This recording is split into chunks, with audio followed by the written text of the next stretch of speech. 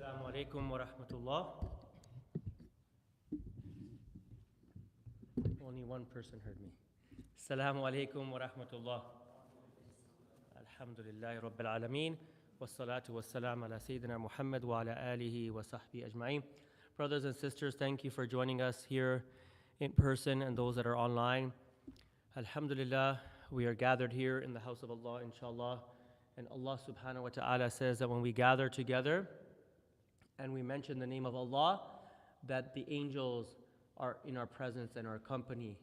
And they report back to Allah subhanahu wa ta'ala that so-and-so, fulan wa fulan, he was in this gathering. And so Allah subhanahu wa ta'ala calls upon us by our names as pension to the malaika, even though Allah knows best.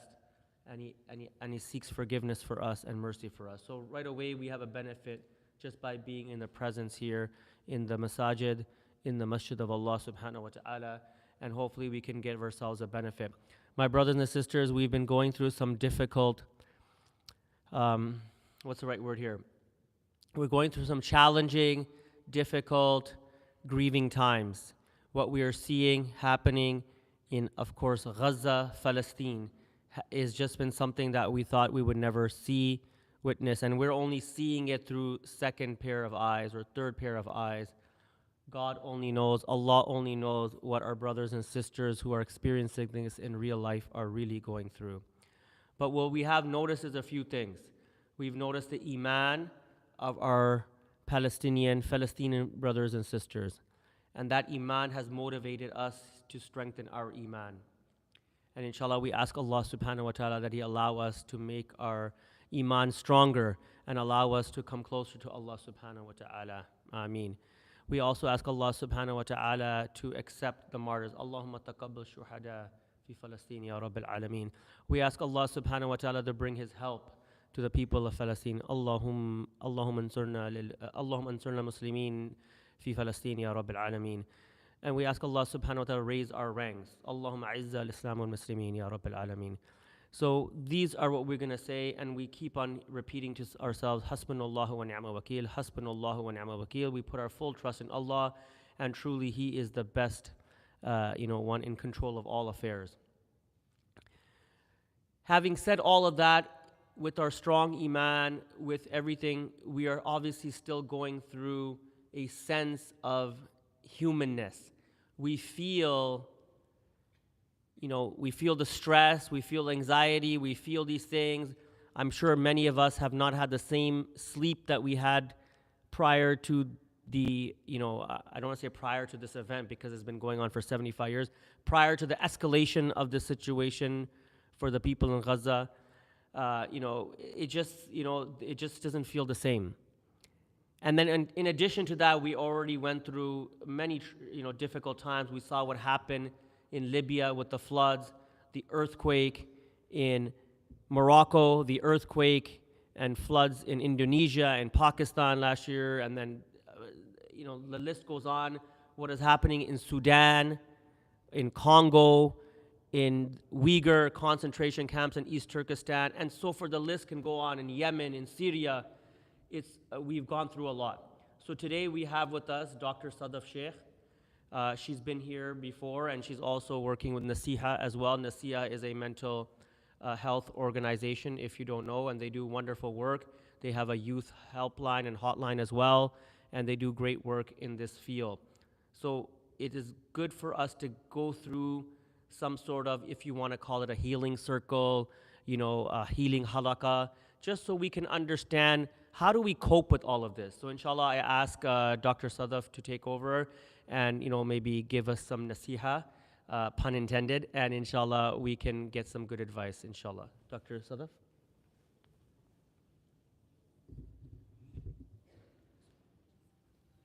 Just use both mics because one is for online and one is for in person.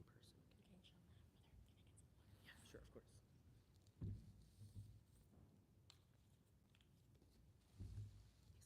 Is that enough time?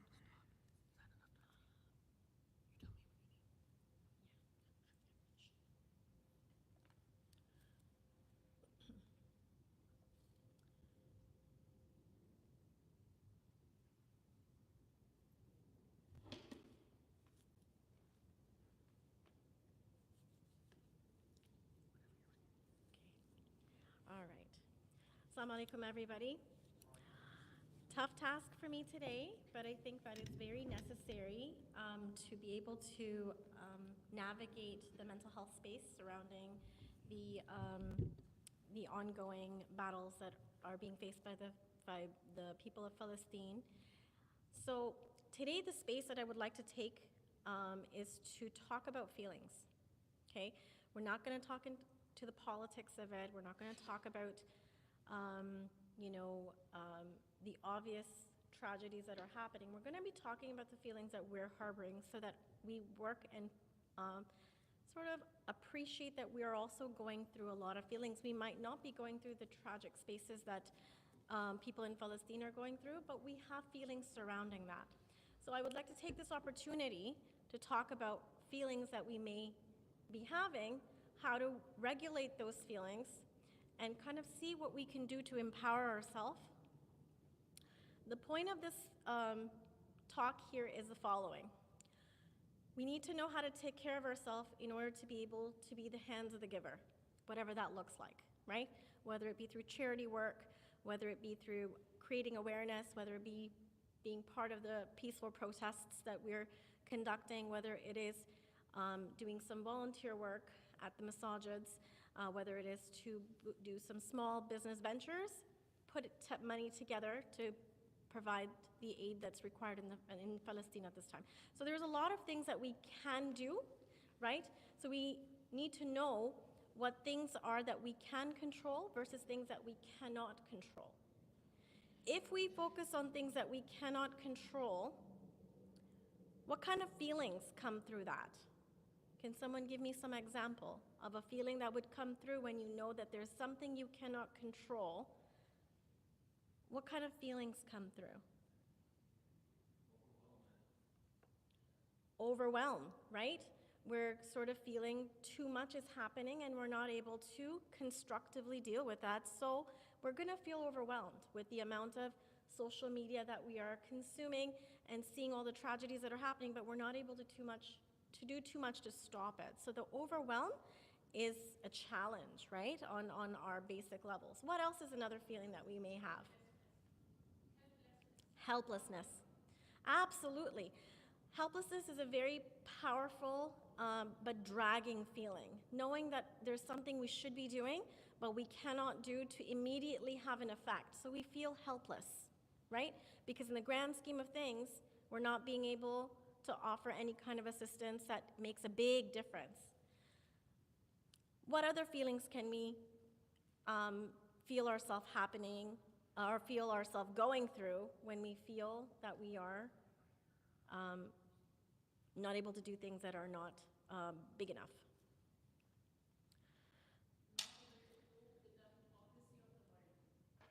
Say that again, sorry?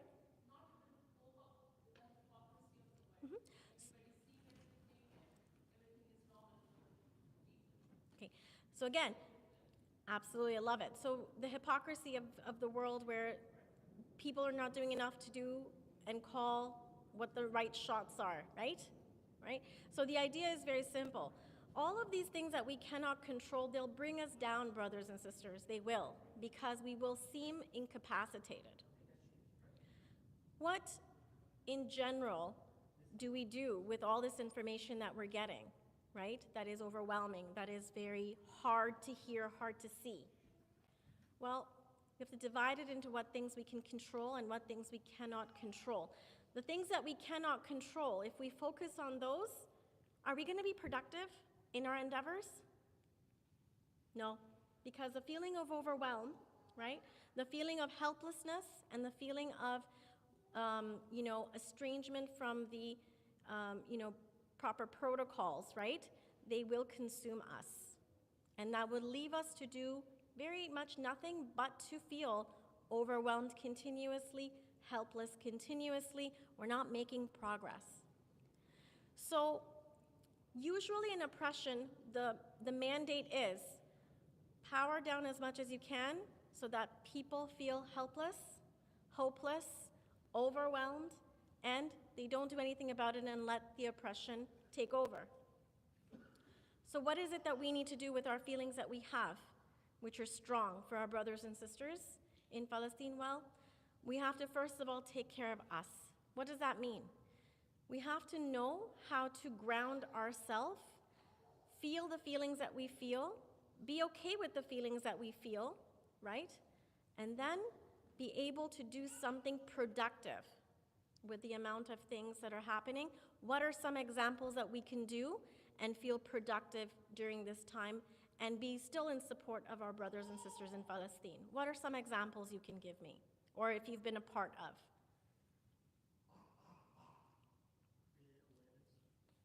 Say that again? Create awareness. Beautiful. Create awareness, very important. And can you give me an example of how? Like on social media, if you see something, you can make a post about it or like reply to something. Absolutely. Social media is a very powerful thing right now. We all understand it, right?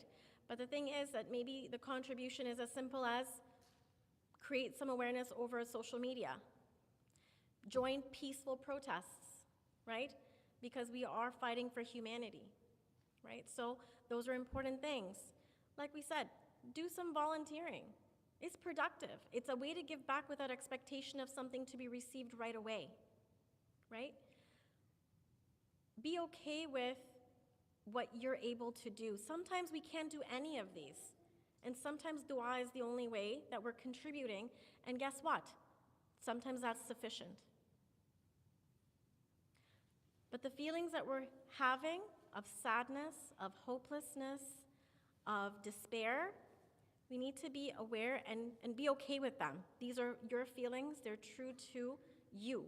But what do we do with that? Don't succumb to them. Okay? Use them as a power tool. Okay? Recognize them. Be good to yourself because you know that you're going through a difficult time. Be compassionate with yourself. When you offer yourself compassion, you're empowering yourself to do good things. And they don't have to be ginormous in their value. They can be little things that may add up. Certainly in this world, but in the hereafter as well, right? Yes, we prayed. Yes, we held protests that were peaceful. Yes, we made, a stand against what is wrong and what is right. Yes, we volunteered for good causes. Yes, we support the people that are innocent, right? All of these things are, in the grand majority of things, they seem little, but they're very big because you're investing time. You're investing your abilities into the right domains, right? So feelings are very important. Regulation of feelings are even more important, right? What do we do? For things that we can control, we know what we can do. Can we control our feelings? What do you think? Yes, absolutely. Regulation of feelings are important. We all have a part of us that is emotional, right? We harbor feelings of love, kindness, and we harbor loves of anger, sadness, right? Among other feelings as well. We harbor all those feelings, but what we're supposed to be doing or trying to do is know how to regulate ourselves, right? So when we're angry, there's regulation of it. Walk away from that situation, cool down, and then come back and readdress it.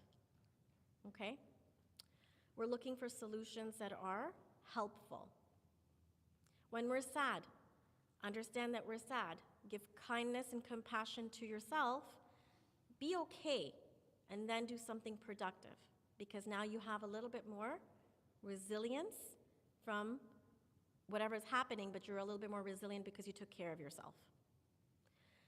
Your children that are with you, your elders that are with you, give them a space to talk about their feelings and be okay to talk about your feelings.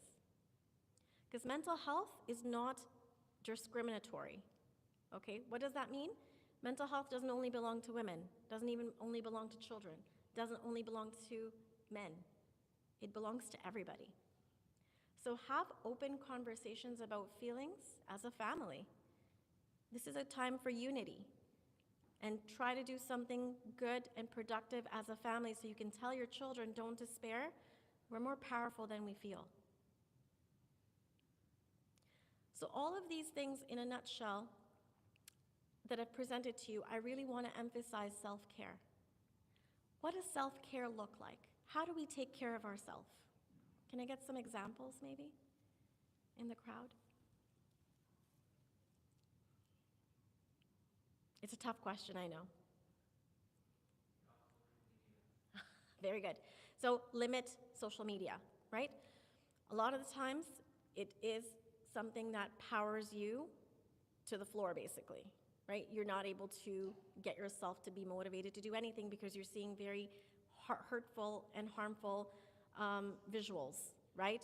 And you're seeing no one's doing anything about it. And guess what that's doing to you? It's crushing you in your feelings. It's causing you despair. It's causing you not to get up in the morning because what's the point, right? So limiting social media. I love it that it's coming from a youth. Love it. Limit social media. Be aware, please. But don't let social media drive your life, okay? You're responsible for a lot more things. Knowing that there's a problem, you can't just stare at the problem. Do something about it. Find some solutions that will help you, help others, and yourself. So that's one way to do self-care. Give me other ways to do self-care that you can think of that are productive. Physical activities, great way to channel that energy, right? Going for a walk, going to the gym, running outside, running and playing soccer with your children while we still don't have snow, right? There's a lot of things that you can do to burn off that steam, that stress, right? Self-care also means do something that makes you happy, okay? That means you need to know yourself enough to know what makes you happy. It's important. Do we know in this room a lot about us and what makes us happy? Or are we thinking always about our family members and those that we're responsible for all the time? Okay? Get to know yourself. Get to know what self-care looks like.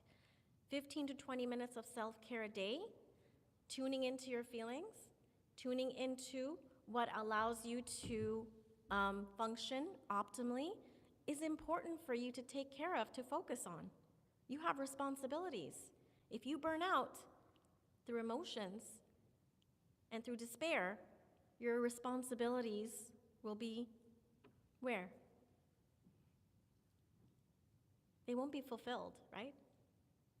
And that causes more frustration, causes more relationship issues, right? So now, not only are we dealing with big world crises, but now we're dealing with small crises at home too. So let's heal. Let's heal by taking care of ourselves. Be self-compassionate. You're all compassionate people. And you know how I can tell is that you're here for a healing circle. You're voicing your feelings and your emotions. You're compassionate people. But compassion towards others is what I'm seeing, and it's beautiful. But what about when the audience changes and you become the receiver of the compassion? Are we still doing a good job with that? Right? Take care of you so you can do more.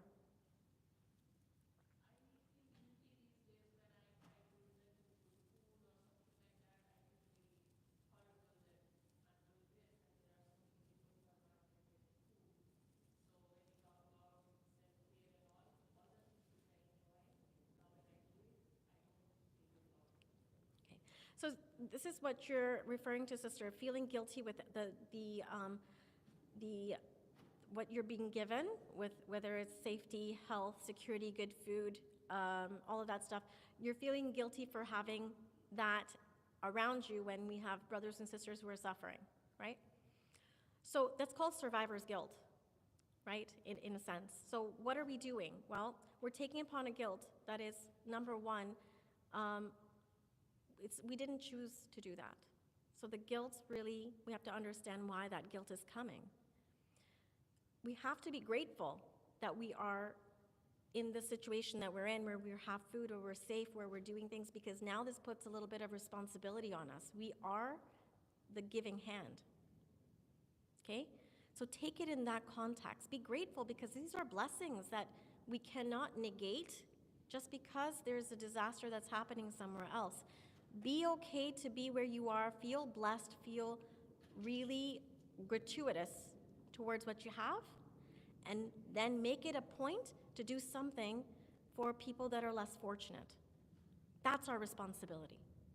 Allah's given you, but it hasn't given you because you are going to feel guilty about it. He's given you so that you can be thankful.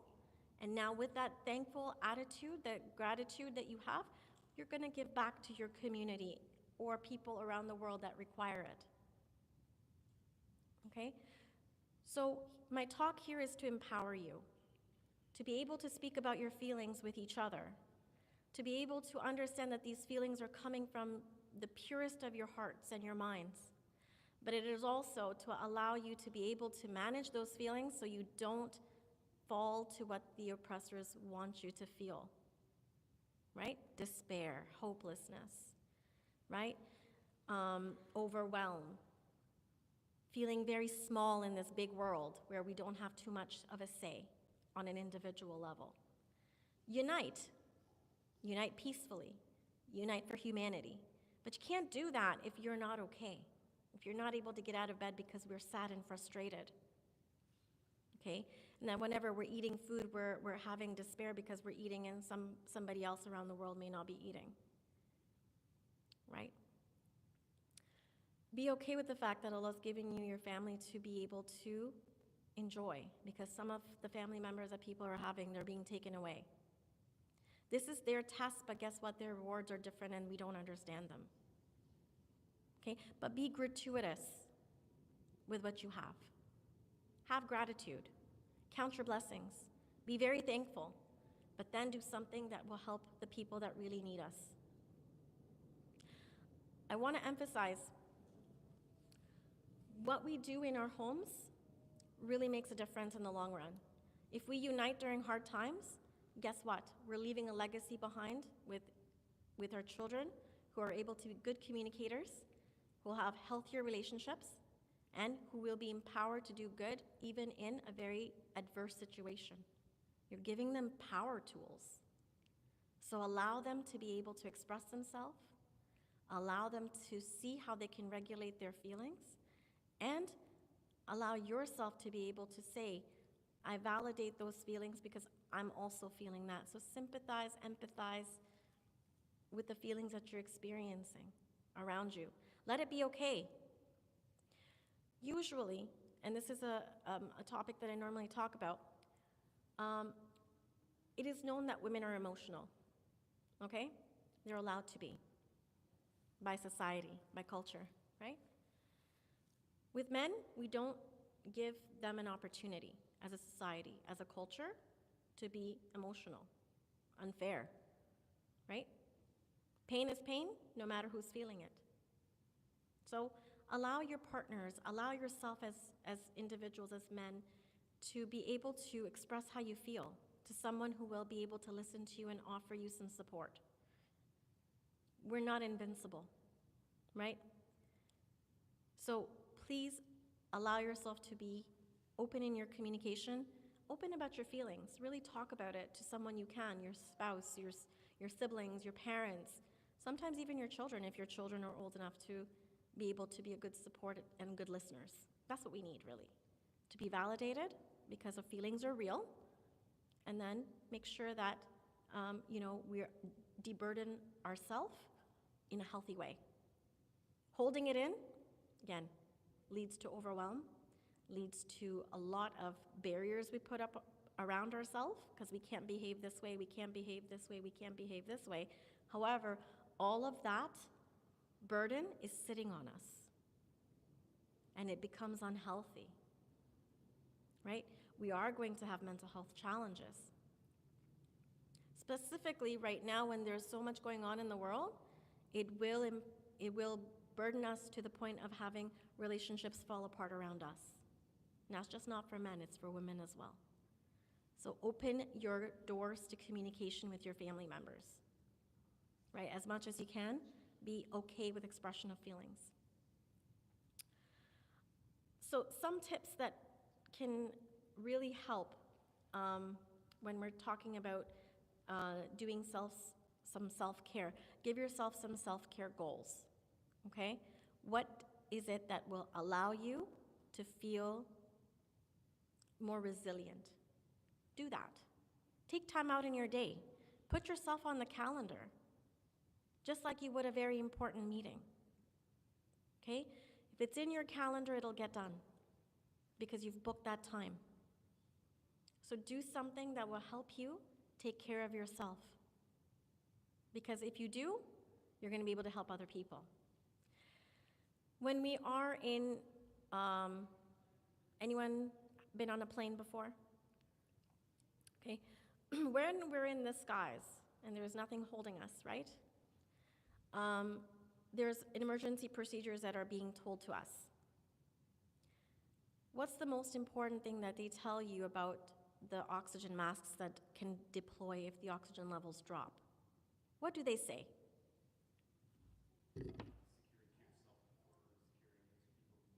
Absolutely. Secure the mask on yourself before your child. Who's the most vulnerable in that plane next to you if you have children? The child.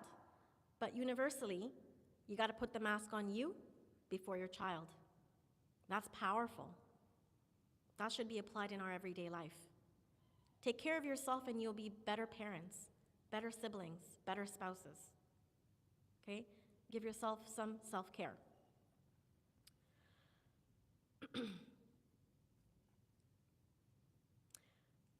Now, unhealthy practices are not self-care. Okay?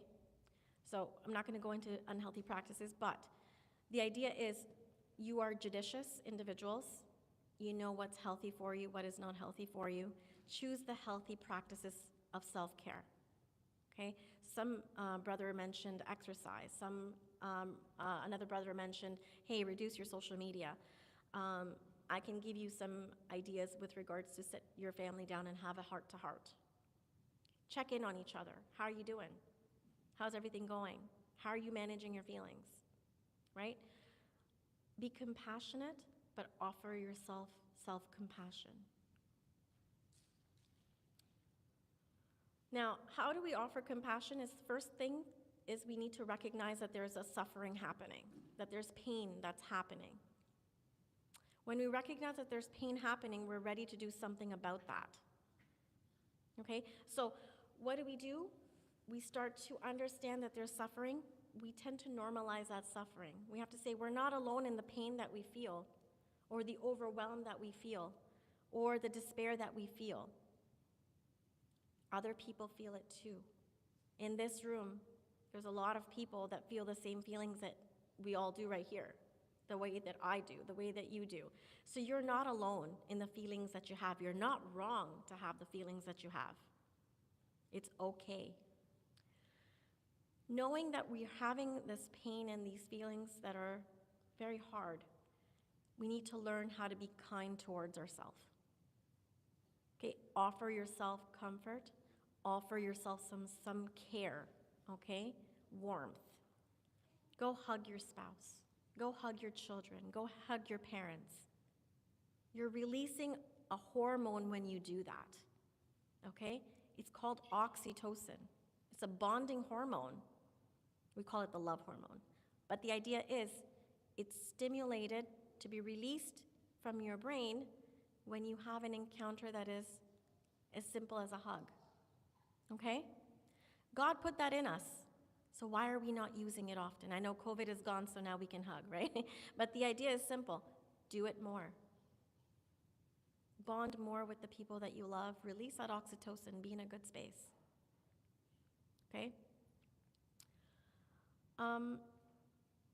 When we offer ourselves kindness, guess what? Resilience is right around the corner.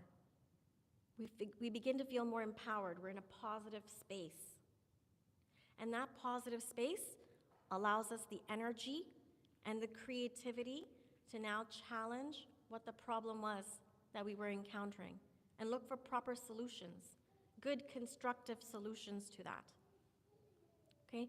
So make sure that you're taking care of yourself so that you're able to go ahead and take care of everybody around you, but more importantly, take care of you so you're able to really well take care of people around you and take care of your responsibilities that you have.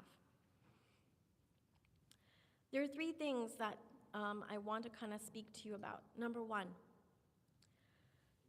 when we talk about self-compassion, we talk about it, yes, look inwards, offer yourself kindness, care, and comfort.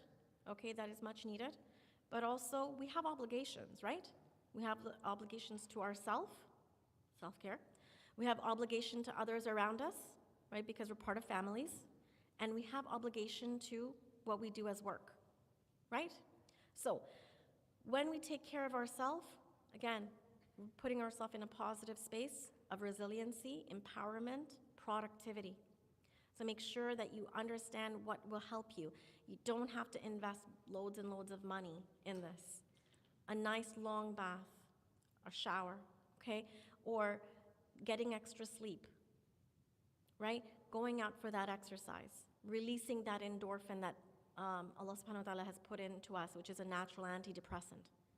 Get yourself healthy. Go out there, do some exercise, right? When we're doing these self-care activities, and a lot of people don't like doing them, so choose the one that you are more familiar with that brings you happiness. Painting, reading, doing creative arts, whatever it is, right? Do what it is that makes you happy. Now, that's taking care of ourselves. When we're taking care of others, do something nice for the people that are around you, okay? So say thank you for someone who does something nice for you. We've forgotten sometimes the basic elements of cordiality, right? Someone brings you tea, someone brings you food, someone gives you an iron shirt or whatever else that you may see. Your child brings you a glass of water. Say thank you. I really appreciate that. You're not only putting them into a good space, but you're also making yourself feel really nice and warm because you're actually mindfully accepting what's happening with you. Okay? Plan a kind gesture for someone you don't know, right? Opening a door, paying for someone's coffee, smiling, right? That's a form of charity. Very simple. But it's hard to do, isn't it, during this time of despair? So try to do more of it because it will bring you soothing care, not only to yourself, but the person that you're smiling to. Okay, so please make sure that we take some of these tips and offer care to others. We don't have to know them, but definitely do something kind for the ones that you do know for sure. Wives, compliment your husbands. Okay? Husbands, compliment your wives. Parents, compliment your children. Children, compliment your parents. Everyone's working really hard in this side of the world, too. Right? We're all going through our struggles, too. Now, taking care of business. What does that mean? Well, we have a lot of responsibilities outside of ourselves and the others that we're taking care of. We have to make sure that we get to work on time. We got to make sure that we're moving along in a steady pace, right? Sometimes we're not going to want to do that. Sometimes we want to just give up. Try to do something that is productive when you're in the low. Okay? If it means that you're going to get up and you're going to put $1 down in charity because that's one thing that you're going to do to start off your day, do it. The whole point of this space is do the opposite of the hard feelings that you're feeling. Do something healthy, do something safe. If you're feeling very helpless and very sad, go do something that will bring you joy, which may look like volunteering, which may look like helping someone when they are, going through a difficult time as well, offering compassion. Do something kind.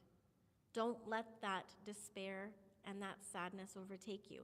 And if you feel that it is too much and it's making you dysfunctional, I urge you to go see your family doctors. Talk to them about how you feel and allow them to also be part of your care. Okay? It's important to get your resources straightened out so you know that there's help out there. Seek therapy. Sometimes it's really important to talk to someone who's going to be unbiased, non-judgmental, and will give you a space to speak. Because you don't know how to do that communication and you're hesitant in explaining yourself, right? Know your resources out there. Nasiha is one of them, right? They offer tools and resources, especially during this time. We've put together a program for you to talk about feelings. Why? Because they're important, and we recognize our community needs it, and we want to unify in the numbers that we have so that we can empower each other, learn from each other, and then do something productive for those that are less fortunate, or maybe more fortunate, I don't know. They're martyrs in Palestine. I don't think we can compare to that. But the idea is the following: do something productive. Help them in the way that you can help.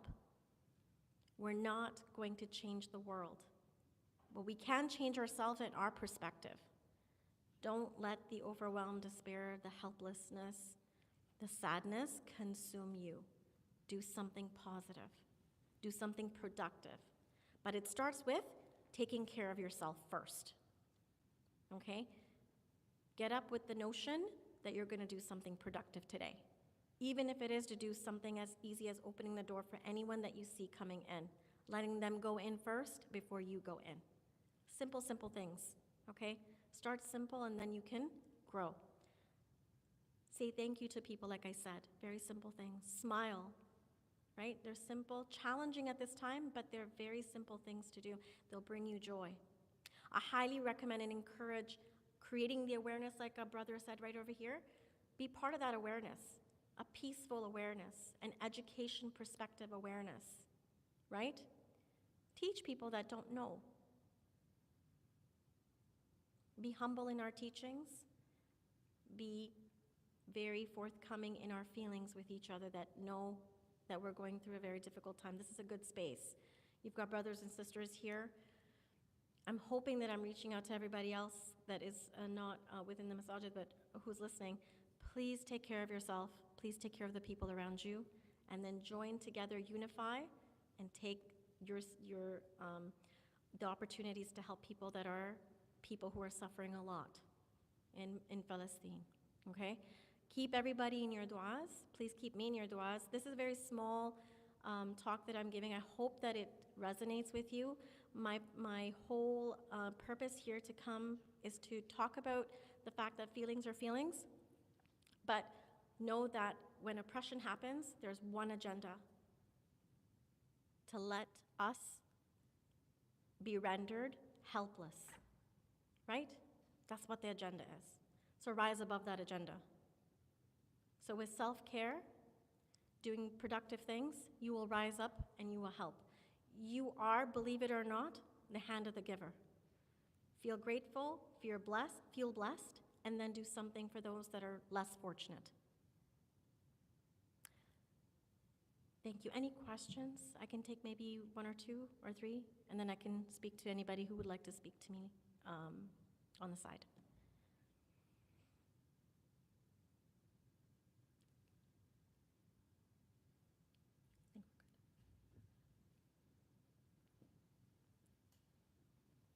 I'm just also checking if there's any questions online as well.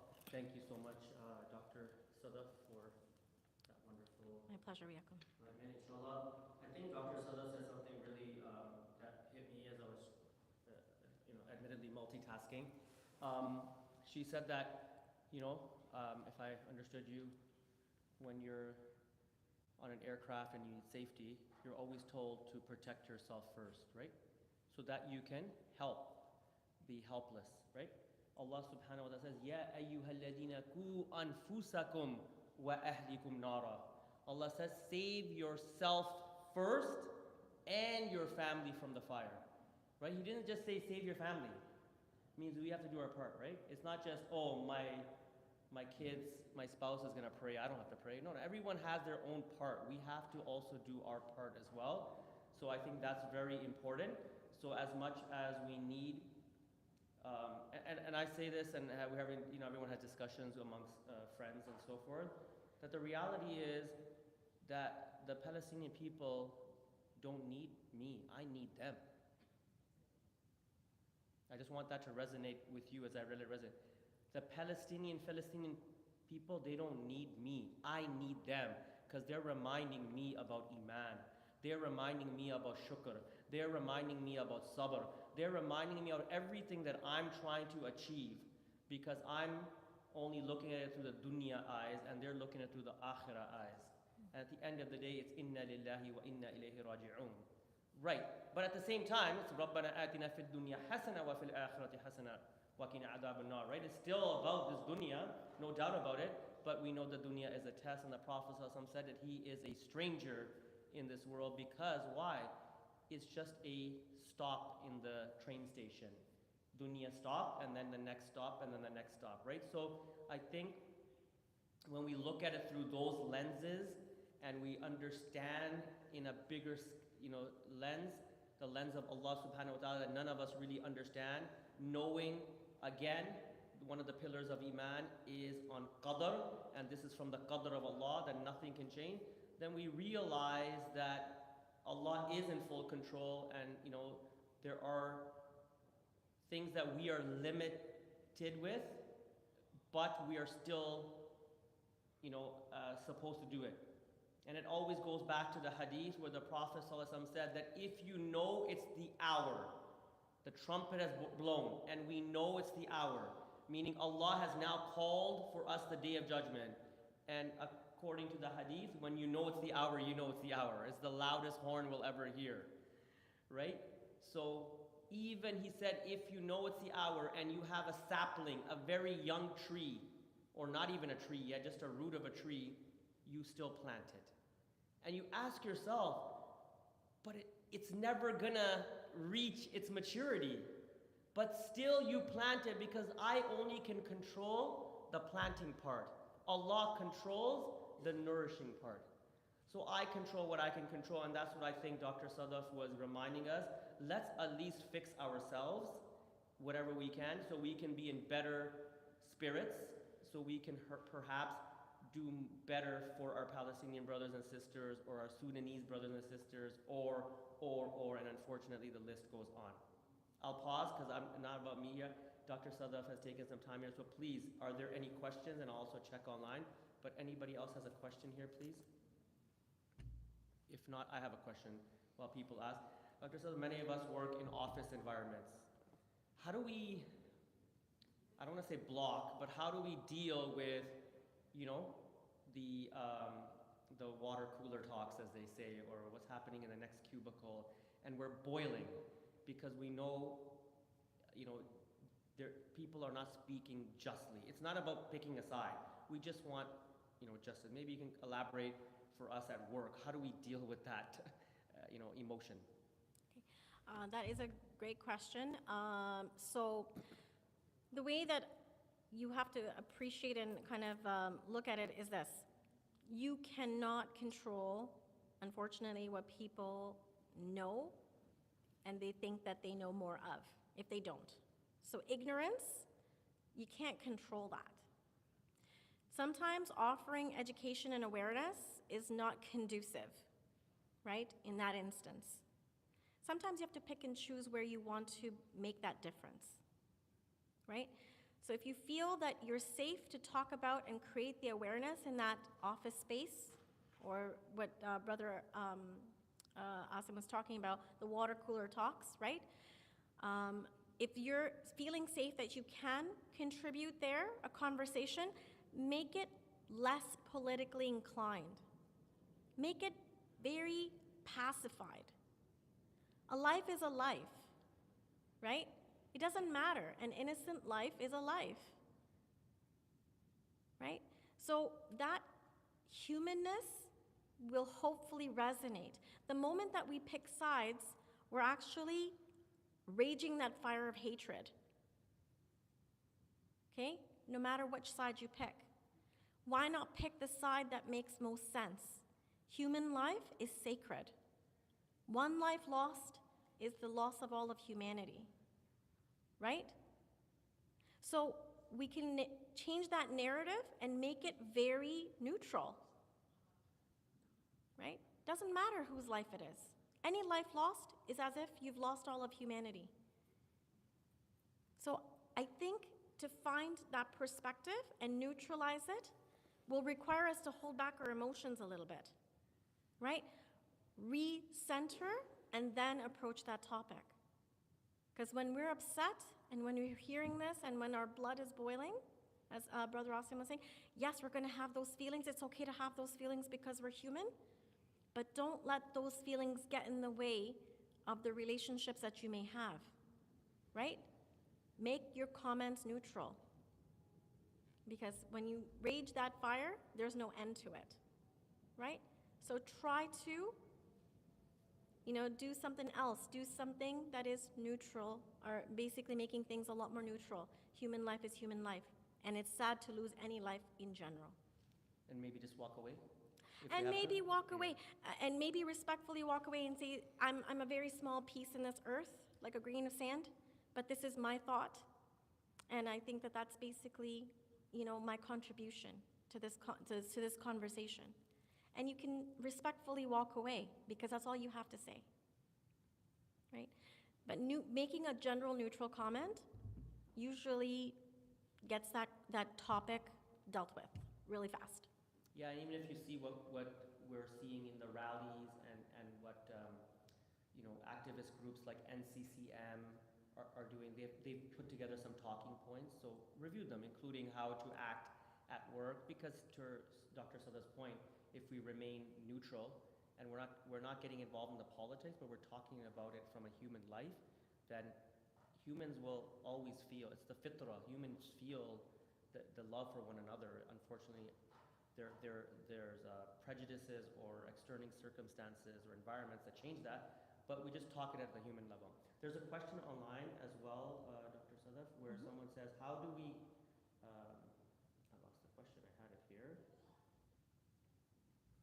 Maybe, how do we deal with grief with the loss of a loved one? So, yeah, that's heavy, okay? So losing a loved one is very difficult. That's, the short answer I'm going to give you.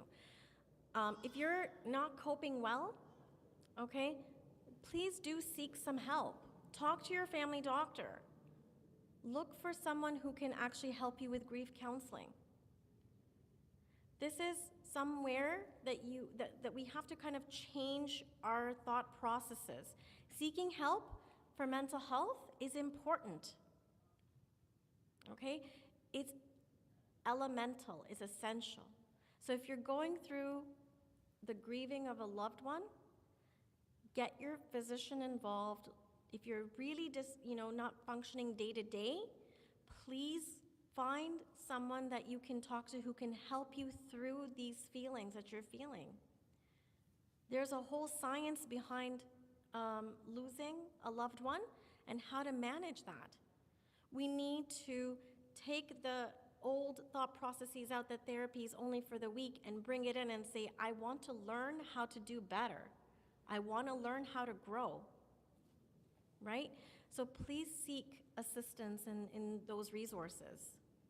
Yeah, and from an Islamic perspective, I know we know this and it's sometimes hard to channel, which by the way, which is really good that Dr. Sadaf is also giving us, practical action items as well. So along with our belief system, we still follow up. It's not like we just lie in bed and wait till our turn comes. We move on. And we just look to the Prophet ﷺ. He buried how many, if not unborn, we only talk about, the death of his sons, but we don't know how many miscarriages he's been through, sallallahu alaihi wasallam, how many children he has buried. And we say this because the hardest thing to bury is your own child. And how many did he buried every single one of his children, not having any sons in a time where sons are everything because of the way the culture is and because of just, being able to move forward in terms of lineage and whatever you may think of, and then burying every single one of his kids except for Fatima Zahra, and then even telling her that you'll be coming soon, so giving her the news that she will be passing away. These are hard things. These are not, we read them in a book as one line and we say, wow, the Prophet ﷺ, how did he do that? But yeah, of course he had help from Allah, but he went through this. He himself, ﷺ, went through this. That's why Surah Duha came, what Duha.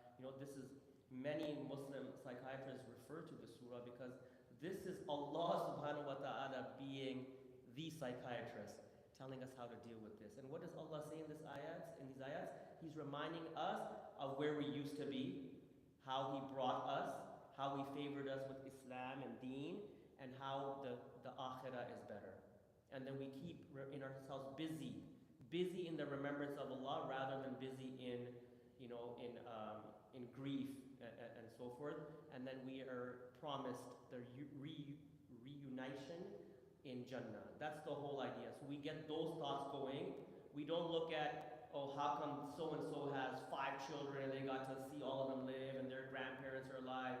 But we look at all these orphans now that are in these countries that we talked about, like in Gaza, who are never going to see their parents. And how fortunate we were that even if we had 5 years with our loved ones, or 20 years, or 10 seconds, we had something. Some people didn't have it. The Prophet ﷺ never saw his father, and he only saw his mother for few years. And some people say it was him, ﷺ, at 6 years old, that he was the one that buried his mother. Can you imagine the trauma that any human being would go through, let alone a child? So these are things that, again, I say we read them in a book, like the seerah, and we read them like a line and we flip the page. But if we were to just be there and picture ourselves and say, subhanAllah, how did the most beloved to Allah go through all of this with the biggest smile on his face, sallallahu alaihi wasallam? So married with the advice of Dr. Sada, we take the advice of Allah and the Prophet sallallahu alaihi wasallam. I hope that answers the question, inshallah. I don't see any other questions. The last call before we wrap up, are there any other questions here for those that are present? I hope you can take the opportunity because it is a unique opportunity. Inshallah, maybe you can give us a closing remarks and we can end off. So closing remarks really is what I've been talking about all along. Please take care of you. When you take care of you, everything around you will fall into place and you'll be more empowered, more resilient to do things that you want to do. Your difference that you're making is not on a grand scale. So don't hold yourself up and put yourself up for failure. Your responsibilities are within the capacity that you can offer, so do those. But start with taking care of yourself because we are grieving. We are going through a very difficult time. But take care of you so you can take care of your families. And then together, take care of the communities and all the people of Palestine. Need our du'as for sure, but we also need to do something more productive, proactive to help them, whether it's with aid, whether it's with charity work, whether it's with creating awareness, whatever it is. Do what you can at your level and don't put yourself up for failure by giving yourself grand goals. We may not reach those. They're not realistic sometimes, right? So do what is in your capacity. May Allah be with you. May Allah make all things easy for all of us. Please keep me in your prayers, and I'll try to do the same, inshallah. Inshallah. Thank you so much again, Yeah. Dr. Sada. Subhanakallahumma wa bihamdika nashhadu an la ilaha illa anta nastaghfiruka wa natubu ilayk. Bismillahir rahmanir rahim.